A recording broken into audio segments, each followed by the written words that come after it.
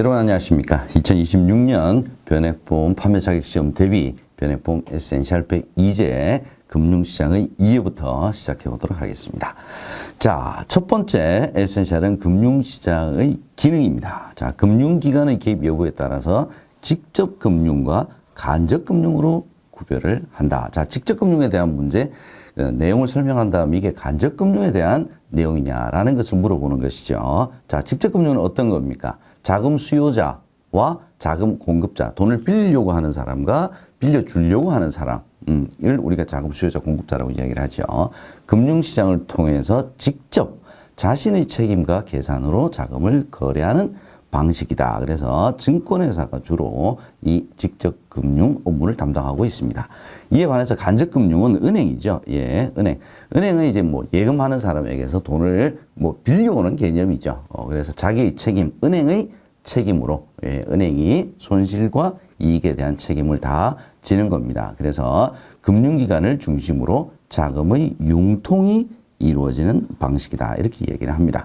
직접 금융과 간접 금융 구별을 좀 해주시고요.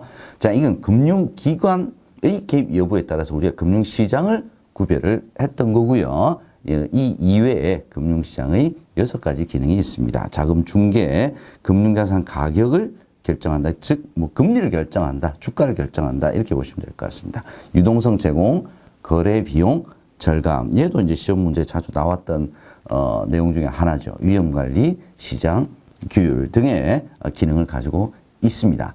자, 뭐 기출된 문제는 어떤 거냐? 예, 채권 수요가 증가를 하면, 채권 수요가 증가한다는 뜻은 무슨 뜻입니까? 채권을 사고자 하는 사람이 많다. 즉, 돈을 공급하고자 하는 사람이 많다. 예, 자금이 공급이 늘어나는 거죠. 그러면 채권의 가격은 상승을 하기 때문에 채권 수익률은 낮아진다. 라고 해야 맞는 정답이 되겠습니다. 이런 오답이 나올 수 있습니다. 요즘에 이렇게 뭐 자금의 공급, 그 다음에 뭐 자금의 공급비는 줄었다, 늘었다, 아니면 채권 수요가 늘었다, 줄었다, 뭐 이런 걸 가지고 뭐 시장 금리가 어떻게 되느냐, 아니면 채권 수익률이 어떻게 되느냐, 이런 걸 물어보는 문제가 자주 눈에 띈다는 점 여러분 기억을 좀 해두시고요. 우리가 이제 탐색 비용과 정보 비용, 얘도 이제 이 용어를 물어보는 문제가 나올 수가 있습니다. 과거에 좀 많이 나왔던 거고요. 탐색 비용은 뭐냐? 우리가 이제 거래 비용을 절감한다 그랬죠. 이 거래 비용의 대표적인 것을 우리가 탐색 비용, 정보 비용 두 가지를 얘기를 하는데요. 탐색 비용은 금융 거래 의사를 밝히고 거래 상대방을 찾는 데 소요되는 비용. 정보 비용은요, 금융자산의 투자 가치를 평가하기 위해서 필요한 정보를 얻는데 소요되는 비용이다. 이렇게 얘기를 합니다. 그러니까 탐색 비용은 좀 쉽게 말씀드리면 돈을 빌리려고 하는 사람은, 돈을 빌려주려고 하는 사람을 찾아야 되는 거죠. 예, 거기에 들어가는 비용이고요. 정보 비용은요, 상대방의 뭐 신용이 어떻다라든지, 그죠? 그러니까 거래 상대방이 과연 이제 어느 정도 능력을 가지고 있느냐, 이게 투자 가치를 평가하는 거죠. 거기에 필요한 정보를 얻는데 소요되는 비용을 얘기를 합니다. 자, 직접 금융, 간접 금융, 그 다음에 탐색 비용, 정보 비용, 금융자산의 가격 결정 정도 키워드로 알아두시면 좋겠습니다. 키워드 002번 보겠습니다. 이제 단기 금융시장, 장기 금융시장을 구별을 합니다. 자, 단기 금융시장을 우리가 자금시장이라고도 얘기를 하고요. 시험 문제도 자금시장, 뭐, 내지는 자본시장, 이렇게 표현이 될 수도 있습니다. 이 두 시장을 구별하는 가장 기본적인 기준은 뭐냐? 만기입니다, 만기. 자, 시장에서 거래되는 금융상품의 만기가 1년 미만인 상품이 거래되는 시장이면 단기 금융시장, 1년 이상인 금융상품이 거래되는 시장이면 우리가 장기 금융시장이다. 이렇게 얘기를 합니다.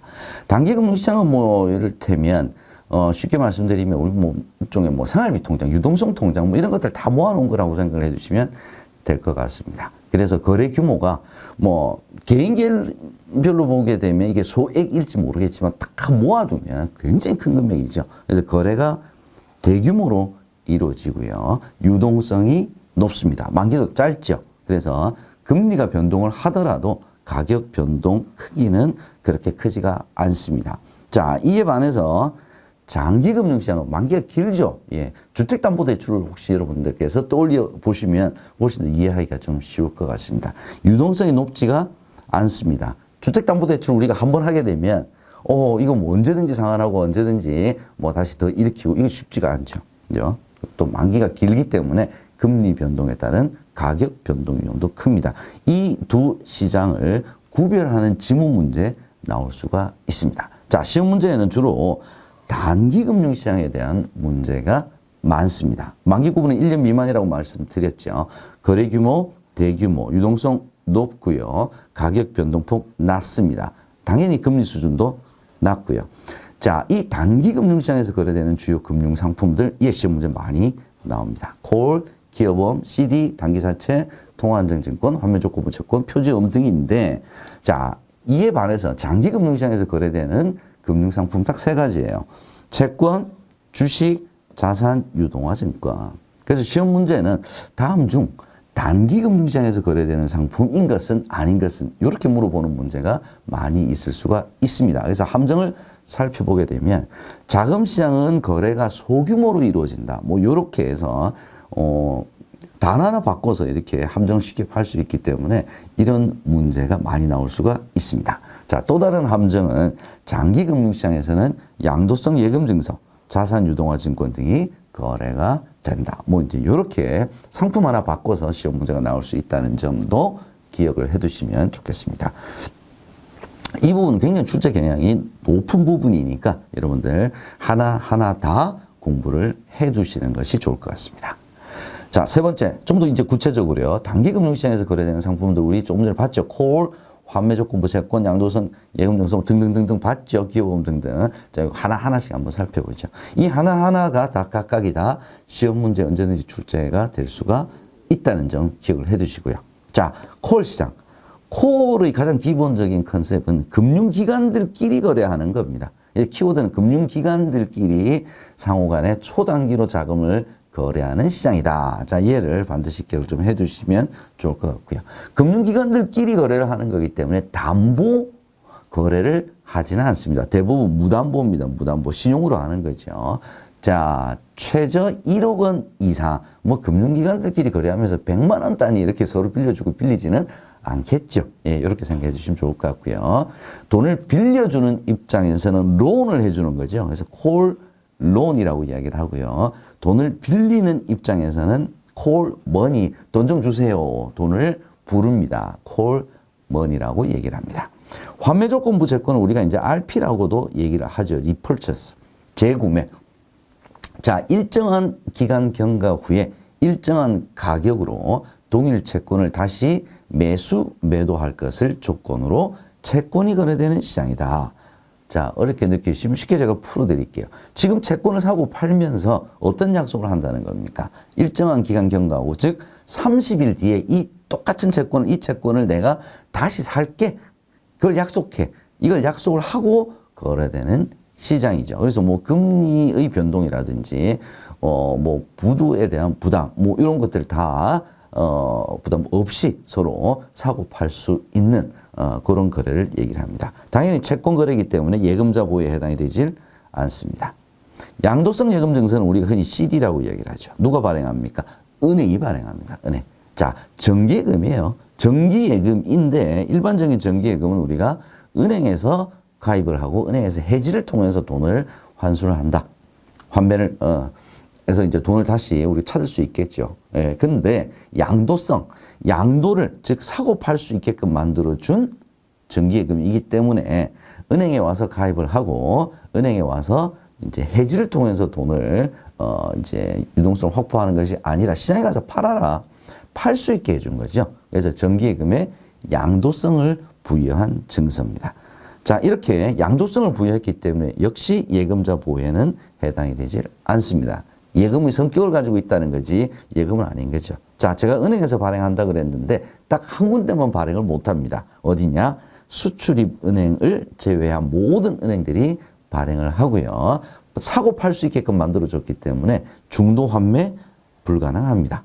최단 만기는 30일 이상입니다. 자, 양도성 예금 증서에 대한 시험 문제 출제가 자주 되고 있습니다. 최단 만기가 3개월 이상이다, 6개월 이상이다. 이렇게 함정을 팔 수도 있죠. 자, 단기사채 시장. 단기사채 시장은 이게 기업음, CP죠. 기업음의 단점을 보완한 상품이다. 이렇게 보시면 될 것 같습니다. 단기 자체에 대한 시험 문제도 자주 출제가 되죠. 발행 금액 최소 1억 원 이상. 요거는 암기를 해 두셔야 됩니다. 만기 1년 이내로 발행할 수가 있습니다. 통화안정증권. 통화안정증권은 누가 발행하는 겁니까? 한국은행이 발행합니다. 목적이 뭡니까? 통화량을 조절하기 위해서. 여기까지는 다 여러분께서 이해를 해 두셔야 되고요. 이 한국은행이 통화안정증권을 발행하게 되면 금융기관 일반인들 대상 모두를 대상으로 이 통화안정증권을 주로 이제 입찰을 통해서 하는데 다 거래를 할 수 있도록 하고 있습니다. 그래서 금융기관, 법인, 개인 모두 거래가 가능하다. 당연히 예금자 보호에도 해당이 되질 않는 상품이다. 이렇게 보시면 되겠습니다. 004번 통화정책 보겠습니다. 통화정책 시험 문제 굉장히 많이 나오죠. 자, 통화정책 이제 통화량을 이제 조절하는 겁니다. 이 통화정책을 통해서 실은 이제 금리를 통해서 통화정책을 많이 하죠. 우리나라의 통화정책 운영 체계에는 물가 안정 목표제입니다. 즉 한국은행 금융통화위원회에서 기준금리를 결정하는데 이러한 통화정책을 피는 가장 궁극적인 목표가 뭐냐? 그게 바로 물가 안정이죠. 물가 안정. 이 물가는 굉장히 중요합니다. 만약 물가가 굉장히 높아졌다. 그러면 이 국민들의 삶이 위협받는 거죠. 그러면 이건 뭐 정권에도 문제가 생기는 겁니다. 굉장히 중요한 문제죠. 그래서 한국은행의 통화정책 운영 체계에서 가장 중요한 목표는 물가 안정입니다. 물가 안정. 그래서 물가 동향이라든지 국내외 경제 상황, 금융시장 여건 등을 종합적으로 고려해서 기준금리를 결정을 합니다. 자, 뭐 보통은 이제 한국은행에서 결정한다 이렇게 우리가 표현하기도 하는데 정확하게 기준금리를 결정하는 기구는 한국은행의 금융통화위원회에서 결정을 합니다. 연 8회 결정을 합니다. 자, 요거 가지고도 시험 문제 굉장히 많이 나오죠. 매월 결정한다. 틀렸죠. 분기 1회 결정한다. 요거 다 틀린 내용입니다. 연 8회 기억을 해 두시고요. 이 기준금리는 단기금리라고 보시면 됩니다. 그래서 콜금리, 금융기관들끼리 상호간에 작은 거래가 이루어지는 콜금리에 즉시 영향을 미치고요. 3개월 예금, 6개월 예금, 1년짜리 예금, 점점 기간이 길어가는 예금 상품들에 영향을 점차적으로 미치게 됩니다. 그래서 장기적으로는 부동산과 같은 실물 경제 활동에도 영향을 미친다. 여기에는 한 지문으로 나올 수가 있습니다. 자, 그러면 금융통화위원회가 언제 금리를 인상을 하느냐, 그리고 언제 인하하느냐, 낮추냐, 이걸 이제 구별을 해 주셔야 될 것 같죠. 경기가 굉장히 안 좋아요. 그래서 투자도 잘 안 해요. 소비도 잘 안 해요. 그러면 돈을 빌리는데 지불해야 되는 이자를 싸게 해줄게. 남의 돈 빌려서라도 투자를 하세요. 예, 경기가 침체 시 다시 경기를 좀 일으키게 하기 위해서 금리를 인하합니다. 반대로 너무 인플레이션이 심해요. 과열이에요. 그러면 남의 돈 빌려서 투자하지 마. 억제를 좀 시키고 싶다. 과열 시에 금리를 인상을 하게 됩니다. 자, 요 두 가지 반드시 좀 기억을 해 두시고요. 지문에는 오답으로 인플레이션을 억제하기 위해서는 금리를 인상해야 되죠. 예, 인하한다. 이제 이런 오답이 나올 수가 있다는 점 여러분이 기억을 해 두시면 좋겠습니다. 다음 금리의 종류 보겠습니다. 자, 금리의 종류는 명목금리, 실질금리, 그 다음에 표면금리, 실효금리 뭐 이렇게 여러 가지 몇 가지가 교재에 나오는데요. 가장 많이 시험 문제 나오는 것이 명목금리와 실질금리입니다. 명목금리와 실질금리를 구별하는 것은 반드시 해주셔야 돼요. 얘는 단독 문제로 안 나오더라도 지문으로도 반드시 나온다. 이렇게 생각을 해주시면 될 것 같습니다. 그럼 명목금리와 실질금리를 구별하는 기준이 뭐냐? 바로 물가변동입니다. 물가변동 고려 여부, 즉 물가를 반영을 했다. 그게 바로 실질금리죠. 물가의 변동을 반영하지 않았다. 그게 명목금리입니다. 그래서 명목금리에다가 물가 상승률을 뺀 금리를 우리가 실질금리라고 얘기를 합니다. 자, 명목금리가 10%예요. 굉장히 높죠. 근데 물가 상승률이 9%예요. 그럼 실질적으로 부담하는 금리는 1%밖에 안 된다. 이렇게 볼 수 있겠죠. 그래서 여러분들 이 물가 상승률을 반영한 금리냐 하지 않은 금리냐, 명목 금리냐 실질 금리냐는 굉장히 중요한 개념이 되겠습니다. 한때는 우리 명목 금리보다 물가 변동, 즉 물가 상승률이 더 높았던 시기도 있었습니다. 잠시긴 하지만. 그러니까 예를 들면 예금 금리는 5%인데 물가 상승률이 7%예요. 그죠? 자, 그러면 실질 금리는 우리가 이럴 때 이제 얘가 이제 마이너스다. 이렇게 얘기를 하는 거죠. 돈을 가지고 있으면 있을수록 돈의 가치는 더 많이 떨어진다. 뭐 이렇게 볼 수가 있겠습니다.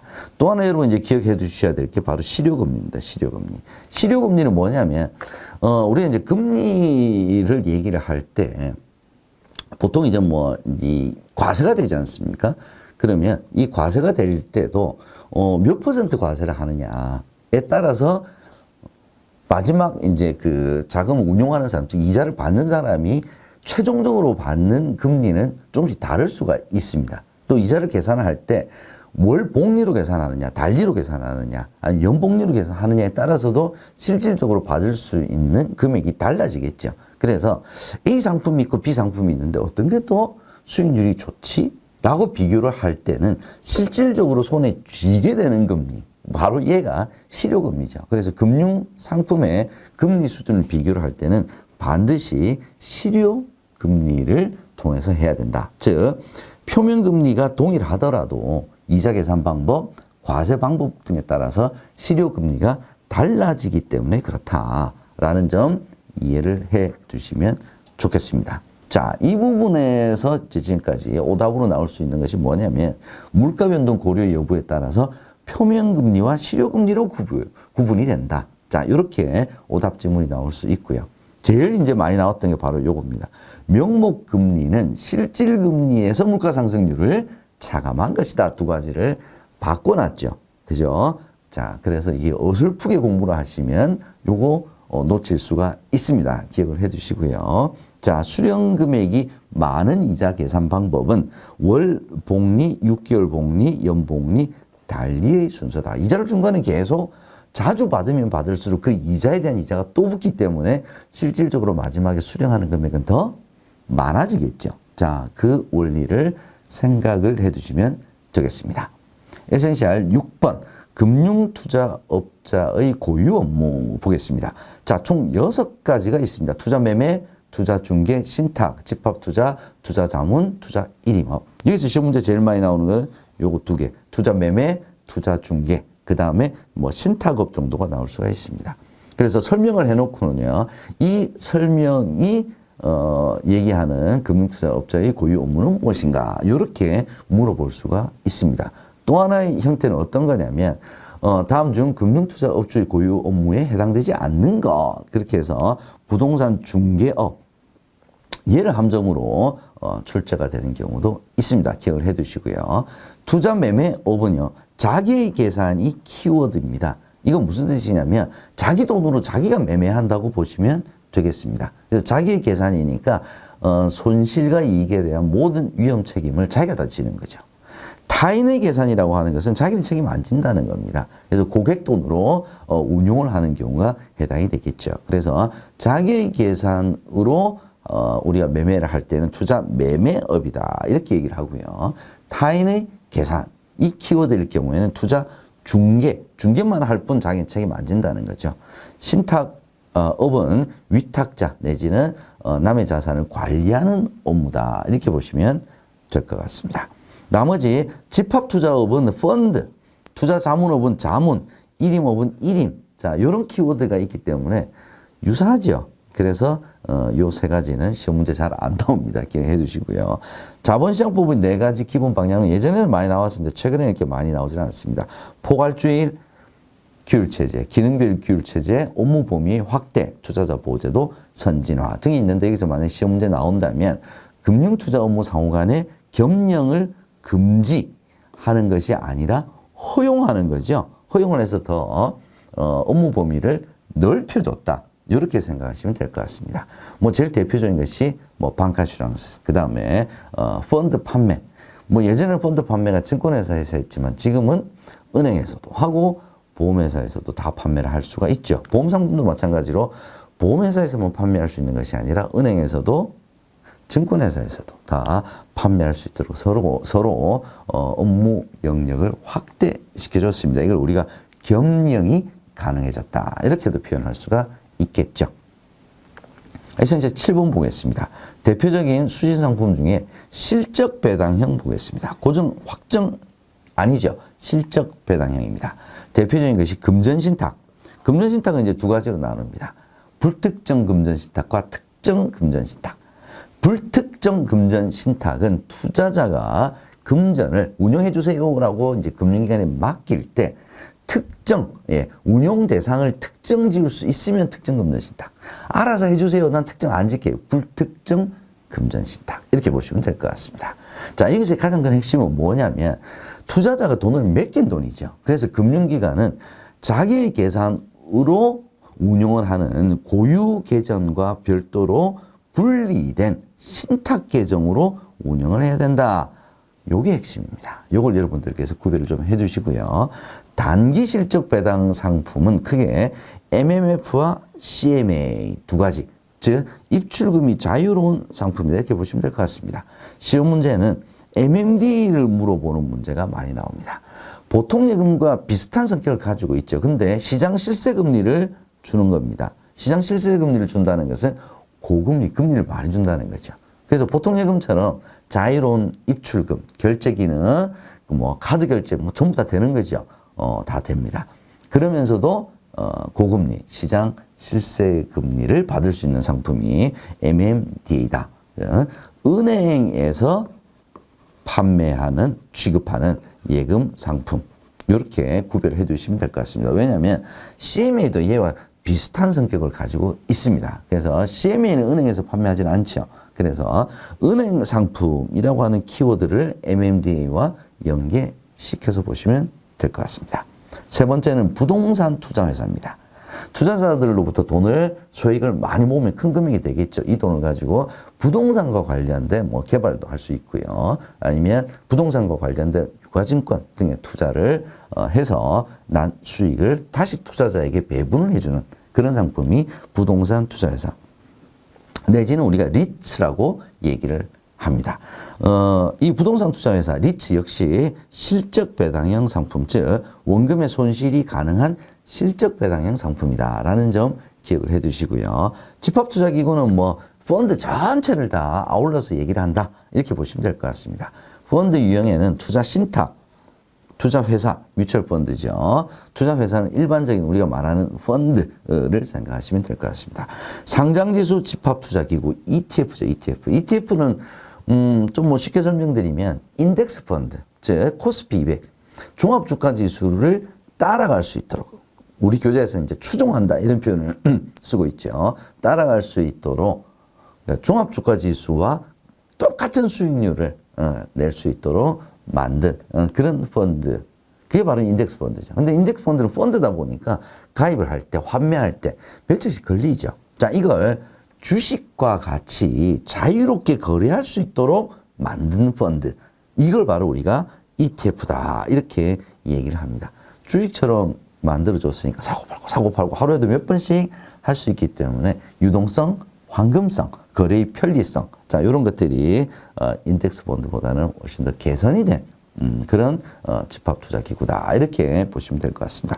ETF를 물어보는 문제 내지는 인덱스 펀드를 물어보는 문제는 출제가 꽤 될 수가 있습니다. 이 점 여러분께서 유의해서 봐주시면 좋겠습니다. 8번 보겠습니다. 자, 우리 집합투자기구 중에 투자신탁, 수익증권, 투자회사, 뮤추얼펀드, 크게 이제 두 가지를 우리가 구별할 수가 있죠. 이 두 가지를 구별하는 내용부터 한번 보겠습니다. 일단 기본적으로 집합투자기구라고 하면 다수의 투자자로부터 자금을 모아서 주식, 채권 같은 유가증권에 투자를 하고 발생한 수익을 투자자들의 투자 비율, 즉 투자 금액에 비례해서 나누어주는 상품입니다. 자, 여기서 이제 시험 문제는 뭐냐면 보험회사, 은행, 증권, 자사운용회사에서도 이 펀드를 판매할 수 있습니다. 그래서 함정으로 생명보험회사에서는 투자신탁 상품 판매할 수 없다. 자, 요런 함정 지문 나올 수가 있다는 점 하나 기억을 해 두시고요. 시험 문제에는 투자 신탁과 투자 회사, 즉 수익증권과 뮤추얼펀드를 비교하는 문제가 자주는 안 나오는데 한 번씩 나올 수가 있습니다. 투자 신탁은 일단 설립 형태는 신탁계약이에요. 신탁계약. 투자 회사는 말 그대로 법인입니다. 법인을 하나 만드는 거예요. 주식회사를 아예 설립을 하는 겁니다. 그래서 투자자가 이게 투자를 하게 되면 투자 신탁에 투자를 하게 되면 수익증권을 받습니다. 그래서 수익자다라고 우리가 얘기를 하고요. 뮤추얼펀드, 즉 투자회사에 투자를 하게 되면 법인을 만드는데 내가 주주로서 참여한 거예요. 그래서 주식을 받고 주주가 된다. 자, 요걸 반드시 구별을 좀 해두시면 좋겠습니다. 코픽스 보겠습니다. 코픽스는 대출과 여러분들 관련을 지으시면 되겠습니다. 자, 우리가 주로 이제 주택담보대출을 받을 때 코픽스 플러스 몇 %, 이렇게 주로 이제 많이 하죠. 자, 예금은행의 자금 조달 금융상품. 뭐, 정기예금도 있고, 뭐, CD도 있고, 표정도 여러 가지 있겠죠. 그러니까 자금을 조달을 해야 이 돈으로 대출을 하는 거니까요. 그래서 뭐, 좀 쉽게 해보시게 되면, 은행 니네들이 대출을 하는데, 이 대출할 자금 조달을 몇 % 했니? 플러스 알파 해서 대출 금리를 정해. 이제 이렇게 정해준 거죠. 그래서 자금 조달 금융 상품의 가중 평균 금리를 반영해서 산출된 지수를 우리가 코픽스 지수라고 얘기를 합니다. 그래서 주택담보대출의 기준금리로 사용이 되고 있다. 은행연합회에서 산출을 합니다. 예, 뭐 감독원, 금융위원회 이런 데서 하는 거 아닙니다. 자, 예전에 시험 문제에 나왔던 것 중에 하나는 어떤 거냐면 예금은행의 자금 조달 금융 상품 중에 후순위채와 전환사채가 포함이 되냐 안 되냐? 안 됩니다. 후순위채와 전환사채는 이 금리를 산정하는 코픽 금리를 산정하는 금융 상품, 즉 자금 조달 금융 상품에 해당이 되지 않는다. 그 다음에 은행연합회에서 산출하냐, 어디서 산출하냐, 요거 물어보는 문제가 나왔던 적이 있다는 점 기억을 해주시면 좋겠습니다.